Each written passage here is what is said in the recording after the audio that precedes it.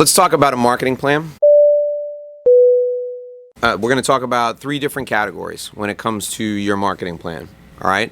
The first category, and you can make 3 columns, or you can do it however you like. But I do it on a 3-column spreadsheet when I do mine, and when I do a workshop with my clients, we usually do a 3-column spreadsheet. The first column is visibility. The second column is credibility. And the third column is differentiation. And when it comes to your marketing plan for your individual business, you need to think about right now who your ideal clients are for next year. And that's the target that I want you to have in mind for growth. If you shoot for more clients like your ideal client, you're much more likely to be happy with the type of business you get. If you shoot for just anyone, so if you take the broad category of real estate and you just shoot for anybody in real estate and you say, well, because we're a full service firm, we can do everything, you're a lot of times not going to be happy with the quality of client that you get. And I'm sure you will agree that there's nothing worse than a success you can't stand because you're trapped, right? You got a great client, the client pays, but the work is terrible. It's awful, right? I'd much rather see you do work that you love and get a great rate, and you'll be more enthusiastic and you'll get more of it. So the thing that I want you to start with when it comes to developing this plan is I want you to think of who your ideal client is right now. Who's the perfect client that you have? Who's the ideal client on your current client roster right now? And then think about what qualities, what characteristics they have, and think about how you're going to target that ideal client. And then we'll talk about how visibility, credibility, and differentiation come into play. Okay? Now, when it comes to marketing plans specifically, I always want you to make a list. I want you to do as much research as you can to make a list of 10 clients who you say, if I could pick any developer, any real estate owner, any financial institution, I would pick these 10 to be my ideal clients. And then separate and apart from anything else we do, I want you to spend 15%, 10 to 15% of your time doing deep research into those clients and trying to connect with people who work in those organizations by any means necessary. So you got a list of 10 businesses that are your ideal clients. And let's take something outside of the realm of where you work now as an example. Let's take like Microsoft, okay? Let's say you wanted to work with Microsoft. And you go home tonight and you sit down with your family and you say, guess what? Next year I'm going to try and get Microsoft as a client. Everybody goes, how are you going to do that, right? Well, the bigger they are, the easier it is for you to get into people who can introduce you to folks who are decision makers. It's the smaller, closely held organizations that can be very, very difficult. So from the Microsoft perspective, if you wanted to find out information about Microsoft so that you could get in to do work with them, what would you do? What would be the first thing that you did to get in there? Microsoft? Yeah. Go to the website, see who the contact people are there, the officers. That's definitely valuable, absolutely. Going to the website, finding out who the officers are, it's valuable. You could call them and say, hey, listen, you need to know me, right? Or I have something of value to provide you. I think that's a great opportunity, and I would do that via, let's say, like direct mail. By sending direct mail, I would send a piece of direct mail to those officers once a month, highlighting an issue that you know that they're concerned about because you read about it online, or you saw something in the 10K that was a huge priority to them. You definitely should do that. I completely agree. And that is probably that's like swinging for the home run, right? That's the Gary Sanchez approach, right? Where you're swinging from your heels every time. I would first look to see if I know anyone who get tangentially that works there. I think that's a good place to start. And then if I didn't, I would talk to people I know that are in that industry. Right. See who they know that works there. Right. Figure out if it's someone that I should reach out to either that directly Right. or through kind of what I had just described. Yeah.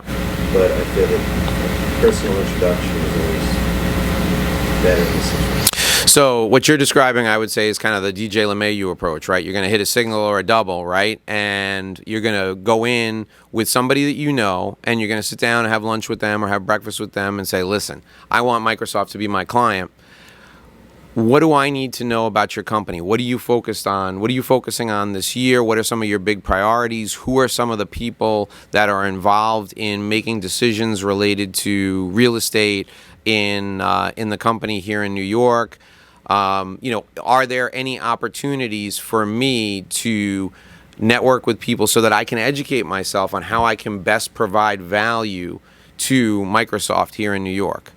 What you'll find is there are whole like little hives of activity that you didn't know about in some of these organizations. And those things may become interesting to you, or you or the firm may have expertise in some of those areas that you didn't even know about, right? My focus would be in looking at the people that you know or the people that are connected to them. There is nobody who would not be valuable to you in an early stage to connect with, because even if they just give you information that you don't have, now you can speak their language when you get to the more senior people. But to Brad's point, you also have to take an approach where you're shooting for the top, and the reason is because, God forbid, you get a meeting with somebody who's a senior person and you don't know anything about the organization, or you don't speak their language, or you don't know what's going on. I started working in consulting, and my focus was on retail. And I didn't know very much about retail other than I had shopped in stores. Well, there was a huge opportunity in retail, in the retail segment that targeted women, both women's wear and jewelry, and I wanted to exploit that.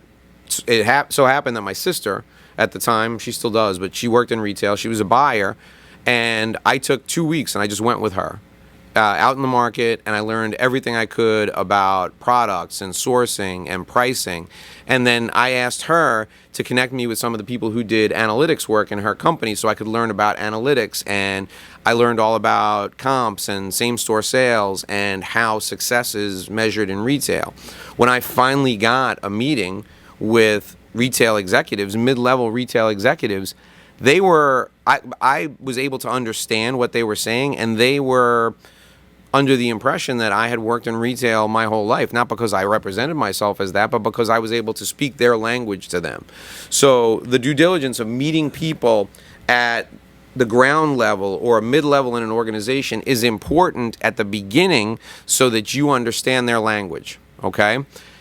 Then you got to target the people who would actually make the decisions to bring you in. In your case, it may be general counsel, or it may be the person who's in charge of, the development deals and needs somebody to advise them or to do the paper on the deal. Now, the way to target those folks, twofold. I would take a direct approach as long as it's permissible under the bar rules, right? I don't want you to break any bar rules, but direct approach is along the lines of sending educational material to them in an area that they are either focused on or should be focused on. And direct mail is phenomenal for this. I know people laugh at me when I say sending something through the mail. People read their mail, especially if it comes from a lawyer. Right? Only broke people throw away mail that comes from lawyers, right? Because they got no money to defend themselves anyway. But people read their mail when it comes from a lawyer. So if you're sending out educational information to them, that's valuable. All right? Now let's talk about the three aspects that I mentioned earlier. Let's talk about visibility, credibility, and differentiation. So you've got your ideal target or targets in mind. And your targets may be across different segments. So you may be targeting one company because they have a need for transactional work. You may be targeting another company because they have a lot of tax issues that you can help, or the firm can help with their tax exposure.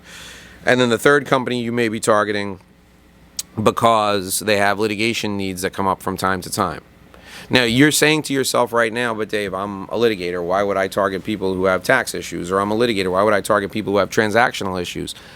You have to enter the company where they're vulnerable. You don't enter a company based on your strengths, okay? Because you could be waiting forever. So you have to diagnose where the company's needs are. Now, you may think that the company needs your services, and they may very well need your services. But if they don't have a recognition of that need, there's no opportunity for you there. If they've admitted that they have a vulnerability in the tax structure of their entities, then you go in with your tax folks and help them with that problem. If they're being sued for something that you can help with, or they have a weakness in an area that you can help with from a litigation perspective, then you go in with the litigators. You have to enter, I can't stress this enough, because this is a big blind spot for all professionals, not just lawyers, but all professionals. We have a hammer and we want to go look for nails, right? But it just so happens that the world is full of screws, nuts, and bolts, okay? So your hammer is useless for those people, right? But you guys, because you're in a firm, you have a toolbox. So you can solve a lot of problems.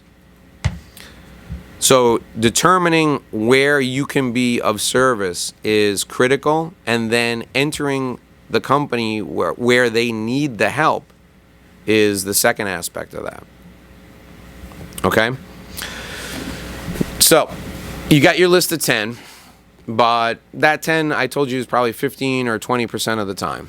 All right? And we can go back to targeting the list of 10, and some of you, that list of 10 may be relatively accessible to you because you have some exposure and some notoriety in a specific area. So you may just want to focus on the list of 10, and that's okay with me. But if you want to also go out to the market and surface activity that exists and you don't know who the specific people are, visibility is critical. So there are two really good visibility tools that you have at your disposal. Okay? And those two tools are speaking and publishing. Those are the two biggest visibility tools because they employ leverage. You know, you can increase your visibility through networking, but there's no leverage in that. That's a lot of work for you. But to increase your visibility, speaking and publishing are the two ways to go. And when it comes to speaking, there are probably more opportunities than you've thought of. You just have to let people know that you're available to do it.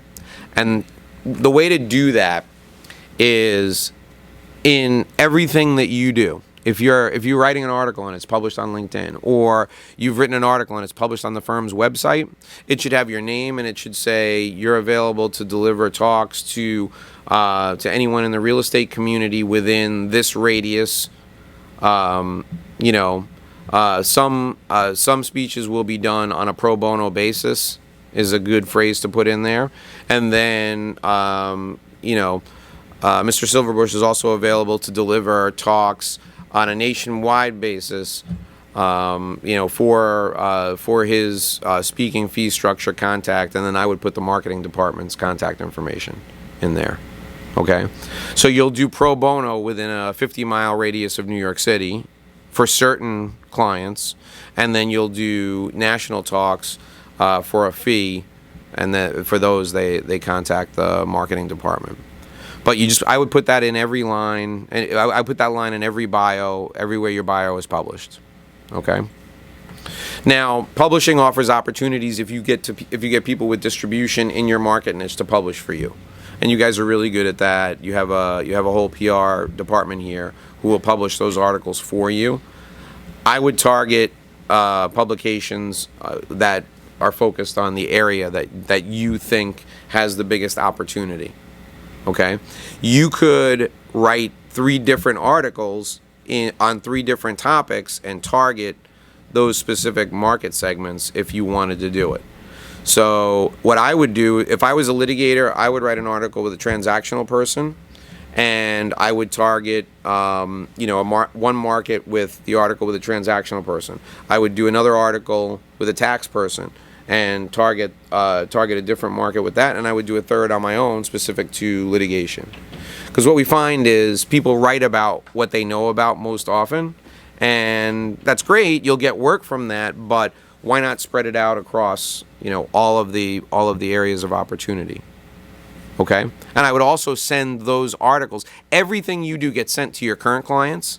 It gets sent to your referral sources. It gets sent to the people that at a distance who may or may not be clients or referral sources down the road. People who you're friendly with outside of work, who are in business somewhere. You don't know exactly what they do, but they may need a lawyer at some point. So I would send it to them as well. Okay, it gets posted on the firm's website. All right, so from a visibility standpoint, those are the two ways to employ the best leverage. Also, from a visibility standpoint, I would take those articles and I would, whether you do it yourself or you have the firm do it for you, I would put them on social media at least once a month. Same article over and over again, at least once a month on social media. The more content you create, the more opportunities you have. So if you're doing a dozen articles a month, let's say you had time and you could do a dozen articles a month, you could conceivably put 3 a week up just over and over again. Because the organic reach is going to be maybe 15, 20 people unless you hit on a big topic. So different 20 people will see it each time. And I would send them out via direct mail too. You could send them out via direct mail with a letter, a form letter that just says, I know you're interested in this topic. I wanted to share it with you. Please give me a call if you'd like more information.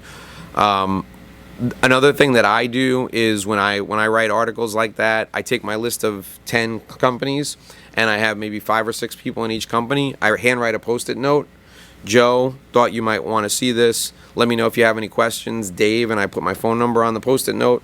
Just put it right on top of the article, put it in an envelope, and it goes out. And I get better response from the Post-it note with the article than I do generally from a mass mailing.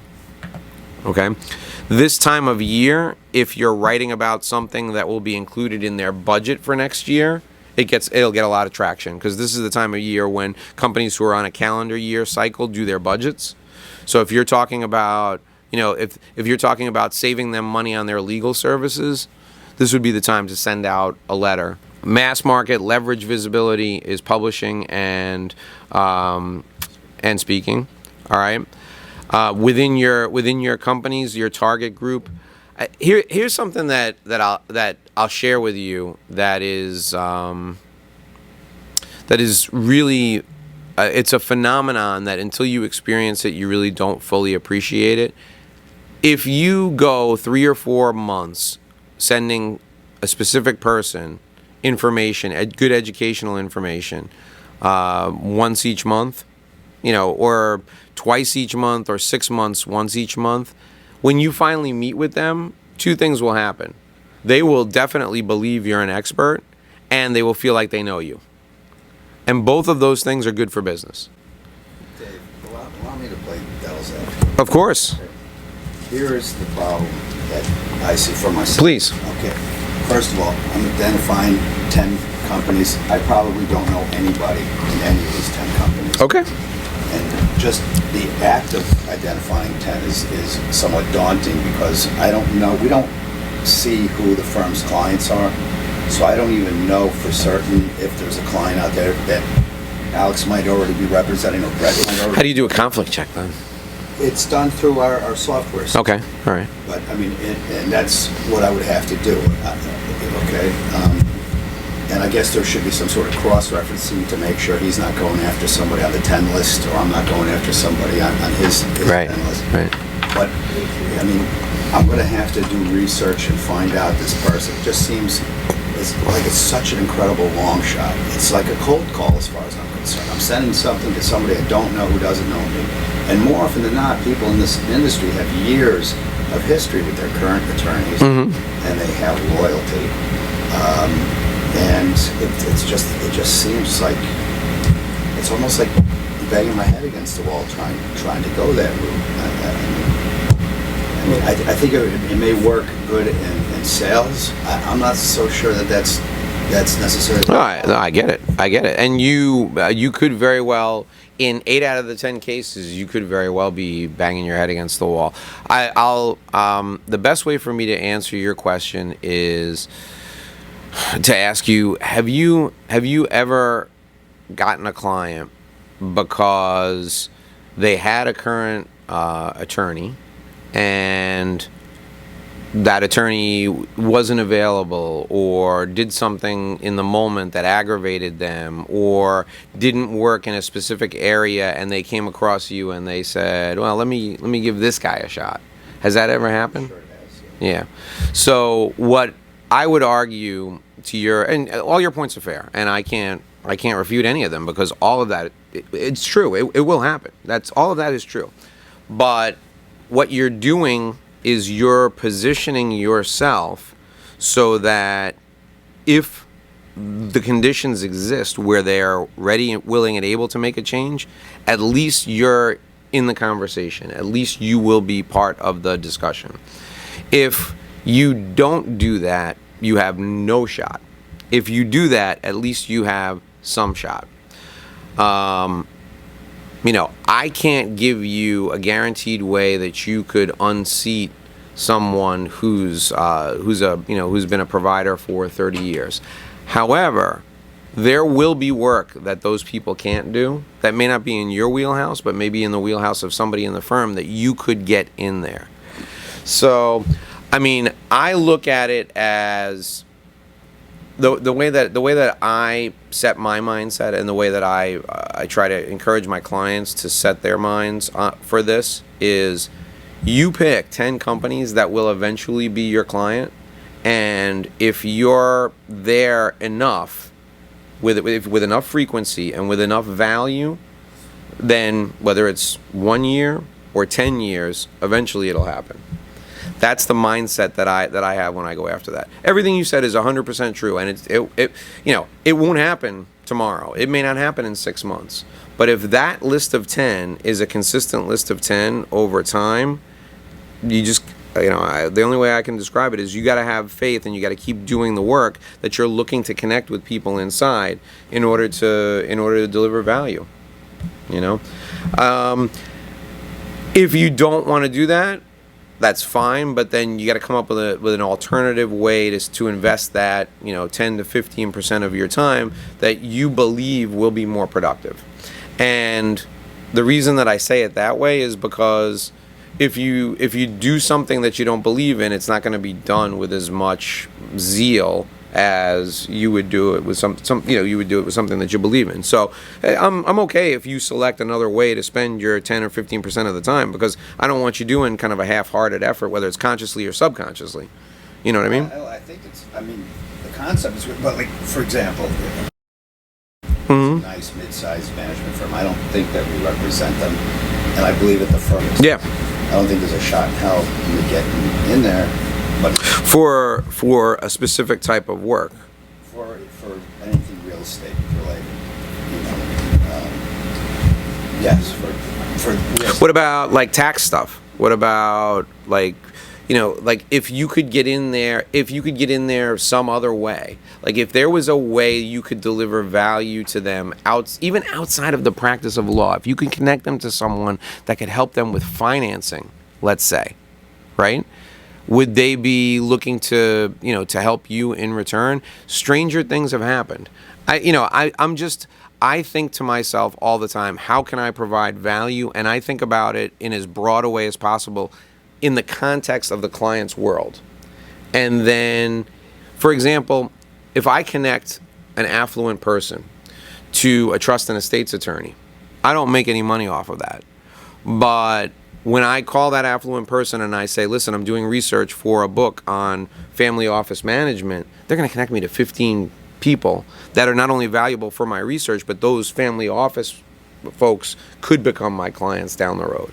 So I look to provide value on as broad a scale as possible within the context of the client, and then see what comes of that later on down the road. They may not unseat their current provider, but they may give you a matter that could be worth $50,000 or $75,000 to you at some point. To me, that's the perspective that I take.